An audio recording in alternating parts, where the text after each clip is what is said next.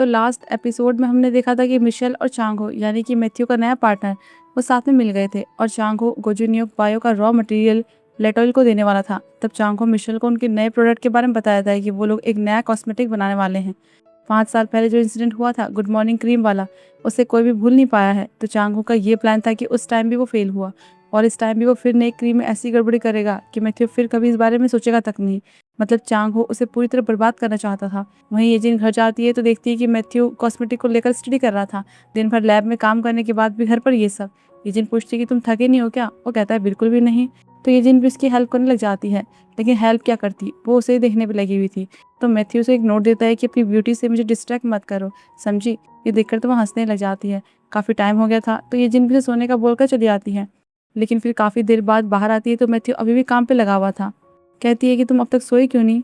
तो वो पूछता है कि तुम्हें नींद आने में फिर दिक्कत हो रही है क्या? वो बताती है कि अब मैंने पिल्स लेनी बंद कर दी है। जैसे तुम अपने पास्ट को भूलकर आगे बढ़े, अब मैं भी वैसे ही बढ़ूंगी, इसलिए पिल्स नहीं लूंगी। तो मैथ्यू उसे सोने के लिए कहता है और आज उसके साथ रूम में सोने के लिए भी जाता है। ये देखकर तो वो कुछ और ही सोचने लग जाती है, पर लास्ट टाइम की तरह ही हो जाता है। इस बार मैथ्यू उसे कुछ एक्सरसाइज करवाने लगता है कि अपनी मसल्स को लूज करो और ऐसे सोचो कि तुम कोई जेलीफिश हो जो ओशन में तैर रही हो। ये स्लीप मेथड है, इससे 2 मिनट में नींद आ जाती है। वो मजाक करने लगती है, हंसने लगती है। तो मैथ्यू उसे कुछ और इमेजिन करने को बोलता है, लेकिन वो उसके एकदम क्लोज आ जाती है कि जब तुम पास में हो तो दोनों को साथ में इमेजिन करते हैं, लेकिन फिर इसे कुछ फील होने लगता है, इसलिए दूर हट जाती है। तो अब शुरुआत उसने कर दी थी। मैथ्यू इसे खत्म करता है, वो येजिन को किस कर देता है, फिर क्या दोनों साथ में नाइट स्पेंड करते हैं। अगले दिन येजिन को देखते हैं, वो अपने पुराने कलीग से मिलती है और वो वापस अपनी कंपनी ज्वाइन करने वाली थी, लेकिन अब उसका खुद का एक प्रोग्राम होगा और वो भी प्राइम टाइम स्लॉट में। ये सुनकर तो सब बहुत खुश होते हैं। वहीं मैथ्यू अपने प्रोडक्ट के काम में लगा हुआ था और रिस्पॉन्स पॉजिटिव मिल रहा था, इसलिए मूवन को बताता है उसने नूरी मशरूम से एक नए तरीके से नया इंग्रेडिएंट निकाला था जिससे घाव जल्दी भर जाते हैं। तो अब वो ऐसी क्रीम बना सकता है जिससे स्किन रीजनरेट होती है। अगर ऐसा हुआ तो इनकी ये क्रीम सक्सेस हो जाएगी। तभी चांगो उनके लिए खाने पीने का सामान लेकर पहुंचता है। तो मूवन ये कहता है कि तुम बिल्कुल ठीक टाइम पर आए हो। एक गुड न्यूज़ है, हमें हमारा पहला कॉस्मेटिक प्रोडक्ट मिल गया है, एक रीजनरेटिव क्रीम। मैथ्यू ने नूरी मशरूम से एक नया मटेरियल डेवलप किया है। इससे चांगो सरप्राइज होता है, लेकिन दिखाने के लिए तो उन्हें कॉन्ग्रेचुलेट करता है, पर ये भी कहता है कि प्रोसेसिंग पे ध्यान रखना क्योंकि ये वैसे ही महंगा है, तो कहीं एंड में प्रोडक्ट महंगा ना बन जाए। इसके बाद मैथ्यू एकदम अच्छे से तैयार होकर एक रेस्टोरेंट जाता है जहाँ उसने येजिन को बुलाया था। उसे देखकर वो कहती है कि तुम इस तरह से क्यों आए हो? सोचने लगती है कि कहीं ये प्रपोज तो नहीं करने वाला, और वो भी कहता है कि मैं तुम्हारे एक प्रपोजल लेकर आया हूँ। बस इतना ही सुनते वो खुश आती है, पर कहती है कि मुझे हिंट तो देते, मैं अच्छे से बनकर आती ना। वो हंसने लगता है क्योंकि वो समझ गया था कि ये क्या सोच रही है, इसलिए उसे वो प्रपोजल दिखाता है जिसमें कि वो अपने प्रोडक्ट को बेचने के लिए उसके लिए प्रपोजल लेकर आया था, कि उसकी वजह से ही वो ये सब कर पाया। तो क्या अब इसे खत्म करने के लिए वो उसकी हेल्प करेगी, उन्हें ज्वाइन करेगी, और अगर वो उसके साथ होगी तो उसे कोई चिंता नहीं होगी। येजिन इसके लिए हाँ कर देती है। बस इसके बाद दोनों ही अपने काम में लग जाते हैं और फाइनली क्रीम का सैंपल बनकर तैयार हो जाता है। तो उसके प्रमोशन के लिए मैथ्यू की टीम येजिन से मिलती है। तो अब जैसा कि उसकी आदत थी, उसे प्रोडक्ट में कुछ ना कुछ कमी तो दिखती ही थी। तो इस क्रीम के लिए भी कहती है कि बाकी सब तो ठीक है, लेकिन इसकी फ्रेग्रेंस थोड़ी स्ट्रांग है, तो इससे सेल्स पर असर पड़ सकता है। वो कहता है कि मतलब तुम ये कह रही हो कि सिर्फ बेचने के लिए मैं इसमें आर्टिफिशियल फ्रेग्रेंस ऐड कर दूं? वो कहती है हाँ, मार्केट में ऐसे ही काम चलता है। तो बस इस टॉपिक पर उन दोनों का आर्गुमेंट होने लगता है। दोनों ही अपनी अपनी बात पर टिके थे। येजिन कहती है कि सिर्फ खुशबू के दम पर ही कितने कॉस्मेटिक सक्सेस हुए हैं। वो गुस्सा होने लगता है कि इसे मैंने बनाया है, तो मुझे पता है कि ये किस लिए बेस्ट है, और जो इसे एक बार यूज़ करेगा उसे ये खुशबू अपने आप पसंद आने लग जाएगी। उनकी बहस तो खत्म होने के बजाय और ही बढ़ी जा रही थी, इसलिए वो 15 मिनट का ब्रेक लेते हैं और गुस्से में दोनों बाहर चले जाते हैं। बेचारे गीहून और सुनमी तो टेंशन में आ गए थे कि क्या हम इस प्रोडक्ट को बेच पाएंगे भी कि नहीं, इसलिए उनसे बात करने जाते हैं। देखते हैं कि उनका तो अलग ही चल रहा था। कहाँ वो डर रहे थे कि दोनों गुस्सा होंगे, पर ये तो एकदम नॉर्मल थे। ये जिन तो कह रहे थे कि तुम आराम से नहीं बोल सकते थे। वो भी कहता है कि अगली बार से ध्यान रखूंगा, बिल्कुल जैसे प्यार में बावले पंछी हों। ये देखकर तो सुम्मी को भी काम की याद आ जाती है, तो उसे कॉल कर देती है और बेचारा गेहूं अकेला ही रह जाता है। वो किसे ही फोन करेगा। फिर नेक्स्ट देखते हैं कि क्रीम ने ट्रायल टेस्ट पास कर लिया था, यानी कि वो पूरी तरह से सेफ थी। पर अब तक मैथ्यू ने इस क्रीम का कोई नाम डिसाइड नहीं किया था। इसके लिए वो सोमी के पास जाता है और उससे नाम पूछता है कि क्या रखूं। वो कहती है कि इसका नाम नूरी क्रीम रखो। स्कूल में मैंने पढ़ा था कि नूरी का मतलब होता है पूरी दुनिया, तो इसका मतलब ये हो सकता है कि एक दिन ये क्रीम पूरी दुनिया तक पहुंचेगी। ये नाम मैथ्यू को भी पसंद आता है। तब सोमी कहती है कि मैं भी इसका यूज़ करूंगी। तब मैथ्यू जिनी को एक गिफ्ट देता है जो कि येजिन ने भिजवाया था। उसके लिए एक ड्रेस थी और एक नोट था कि एचआईटी में अप्लाई करने का सिर्फ उसके पास आज का मौका है, तो इसका फ़ायदा उठाओ और अपना टैलेंट साबित करो। फिर नेक्स्ट फाइनली नूरी क्रीम अब पूरी तरह से तैयार हो गई थी। तब मैथ्यू सबसे पहले उसे येजिन को दिखाता है। वो बहुत खुश होती है और रोने लग जाती है कि इसके लिए तुमने कितनी मेहनत की, मुझे पता था कि तुम ये कर सकते हो। तो इस क्रीम को लेकर येजिन डायरेक्टर डोंग के पास जाती है, उन्हें इस बारे में बताती है कि उसे उसका पहला प्रोडक्ट मिल गया है वो भी येजिन के लिए खुश थी। इस खुशी में अब सब लोग पार्टी करने जाते हैं और मोहन तो इतना खुश था कि सबसे कहता है कि जिसे जितना खाना है पीना है सब खाओ, सब कुछ मेरी तरफ से है। तब मैथ्यू और येजिन का एक दूसरे के लिए प्यार देखकर, केयर देखकर सुंगमी कांग को मिस करने जाते हैं। इससे सबके जाने के बाद ही वो वहीं ड्रिंक करने पे लगी हुई थी कि तभी कांग वहीं पहुंच जाता है तो सुंगमी उसे किस कर देती है। फिर अगले दिन एरिक को देखते हैं, वो रनिंग कर रहा था कि अचानक से बारिश होने लगती है।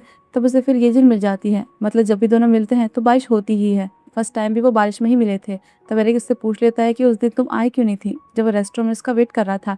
फिर दिखाया जाता है कि वो एरिक से मिलने के लिए खुश थी, इसलिए पिल्स लेकर टाइम पर सो गई थी। लेकिन जब उसकी नींद खुली तो शाम हो चुकी थी और जब तक वो रेस्टोरेंट पहुंची तब तक एरिक जा चुका था। मतलब तब उनकी किसी से मिलना था ही नहीं। लेकिन फिर भी येजिन के लिए उसके साथ बिताया हुआ वो पल भी अच्छा था। तब वो कहता है कि उन पलों को इतना खास बनाने के लिए थैंक्स, और तुम्हारी सिंसियरिटी और डेडिकेशन की वजह से मुझे समझ में आया कि मुझे क्या करना चाहिए। उन सब के लिए तुम्हारा थैंक्स। फिर दिखाया जाता है कि नूरी क्रीम के लॉन्च होने के लिए बस कुछ ही टाइम रह गया था और उसके प्री रिलीज ट्रायल इवेंट के लिए बहुत लोगों ने अप्लाई किया था। लोगों के बीच में ये क्रीम एक हॉट आइटम बना हुआ था। इस बीच मिशेल को देखते हैं, उसे सेक्रेटरी हुन के बारे में पता चल गया था कि वो एरिक से मिला हुआ है और उसका सपोर्ट कर रहा है, इसलिए उसे जॉब से निकाल देती है। और जाने से पहले वो मिशेल के उस नए सेक्रेटरी को मार के जाता है जिसने उसकी पोल खोली थी, लेकिन फिर खुद ही पिट के आता है और फिर एरिक से मिलता है, उसे भी सब बता देता है। यहाँ तक कि वो मिशेल की गाड़ी का डैशकैम लेकर आया था, लेकिन अब उन्हें मिशेल की आगे की चालों का पता नहीं चल पाएगा कि वो क्या करना चाहती है, कहाँ जाती है। दूसरी तरफ नूरी क्रीम को लेकर एक ब्यूटी क्रिएटर ने ये पोस्ट किया था कि ये क्रीम बिल्कुल भी ठीक नहीं है, इससे उसका फेस और खराब हो गया है और इसे एक और गुड मॉर्निंग क्रीम इंसिडेंट का नाम दिया जा रहा था। ये बातें इंटरनेट में चारों तरफ फैल गई थी कि तभी येजिन को मैथ्यू का कॉल आता है। उसे भी पता चल गया था, कहता है कि मैं इस मामले को संभाल लूंगा। कि तभी उसे गांव से खबर मिलती है, वो तुरंत वहां के लिए निकल जाता है क्योंकि इस इंसिडेंट की वजह से पुराने जो विक्टिम थे वो सवाल उठाने लग गए थे और उन्हीं लोगों ने गाँव में तमाशा कर लिया था। हर तरफ ये लिखा था कि मैथ्यू क्रिमिनल है, उसे क्रीम की रिस्पॉन्सिबिलिटी लेनी होगी। और तो और मैथ्यू के घर में भी घुसकर हंगामा कर रहे थे।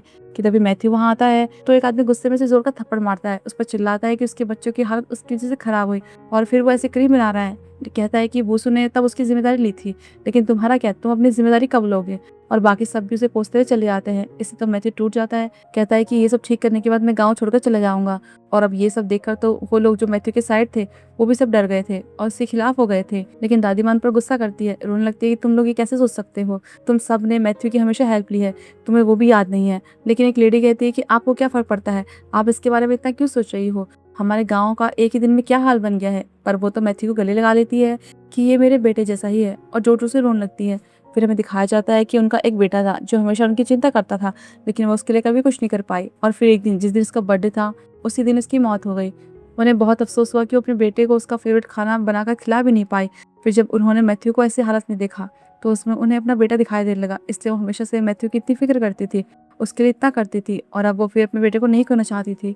इस बीच कंपनी में युंजी को देखते हैं, चांगो से मिलने आता है और उसे बात करने के लिए साइड में बुलाता है। तो सॉन्ग उन्हें देख लेती है। युंजी उस पर गुस्सा कर रही थी कि तुम यहाँ क्यों आए, मैंने अपना काम कर दिया है ना, तो मुझसे अब कांटेक्ट करने की जरूरत नहीं है।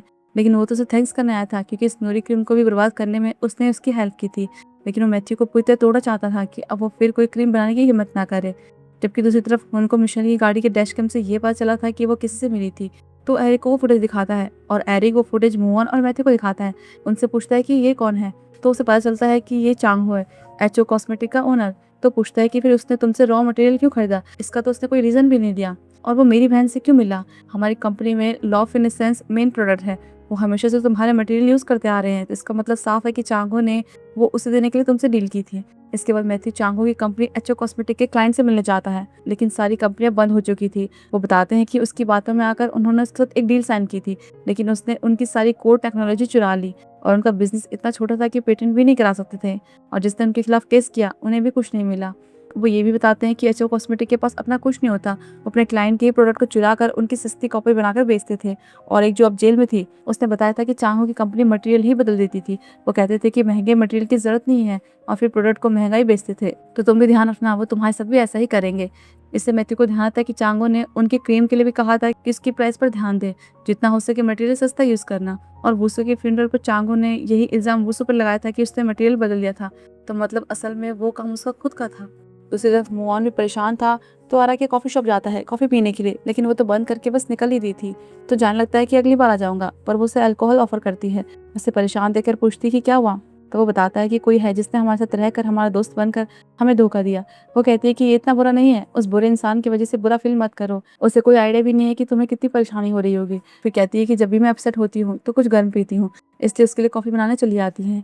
वहीं ये जिन उस इन्फ्लुएंसर के पोस्ट के नेगेटिव कमेंट्स पढ़ रही थी कि तभी सुनमी से कॉल करके बुलाती है, और वो और गेहून उसे बताते हैं कि उन्होंने ये नोटिस किया है कि वो इन्फ्लुएंसर और बाकी के जिन लोगों ने भी क्लेम किया है कि वो क्रीम बेकार है, वो सब नूरी क्रीम के प्री रिलीज टेस्टर थे। लेकिन ये अजीब है क्योंकि हमने अपने सैंपल्स बहुत जगह भेजे थे, पर वहाँ तो कोई दिक्कत नहीं हुई, और सिर्फ उन्हीं क्रीम को फिर टेस्ट करने के बाद भी उनमें कोई दिक्कत नहीं निकली। तो मतलब गड़बड़ी कहीं और हुई है।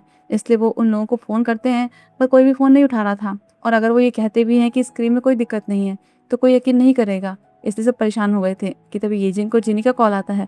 वो मैथ्यू की हेल्प करना चाहती थी, तो येजिन उसके और सोमी के साथ एक लाइव शो करती है, जिसमें जिनी सोमी की स्किन की कंडीशन के बारे में बताती है कि मेरी बहन की स्किन कुछ भी लगाने पर एकदम रिएक्ट करती थी, लेकिन ये हर रोज नूरी क्रीम लगाने लगी पर कोई इरिटेशन नहीं हुई।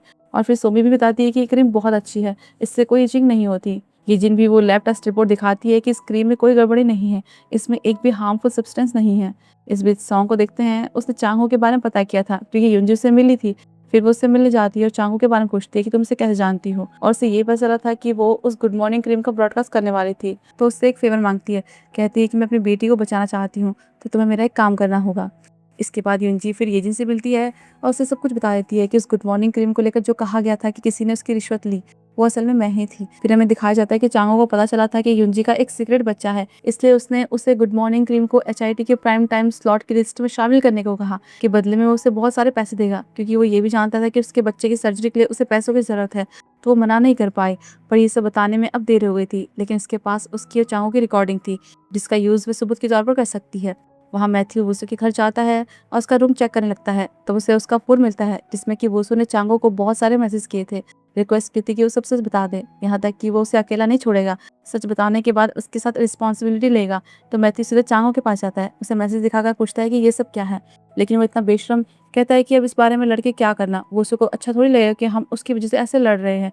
तो मैथ्यू को इतना गुस्सा आता है कि उसका कॉलर पकड़ लेता है, कहता है कि अपनी गंदी जुबान से वुसु का नाम तक मत लेना, लेकिन वो फिर भी वुसु को ही ब्लेम कर रहा था। तो मैथ्यू उसे एक जोर का मारता है और उसे एक रिकॉर्डिंग सुनाता है, जिसमें युंजी उसे कह रही थी कि तुमने तो कहा था कि सस्ता मटेरियल यूज करने के बाद कोई दिक्कत नहीं होगी, लेकिन लोगों को दिक्कत हो रही है। तब वो उसे कह रहा था कि तुमने भी तो पैसे लिए और अपना शो अपनी जूनियर को दे दिया, क्योंकि तुम भी जानती थी कि उस क्रीम में दिक्कत होगी, तो अब मुझे मत सिखाओ।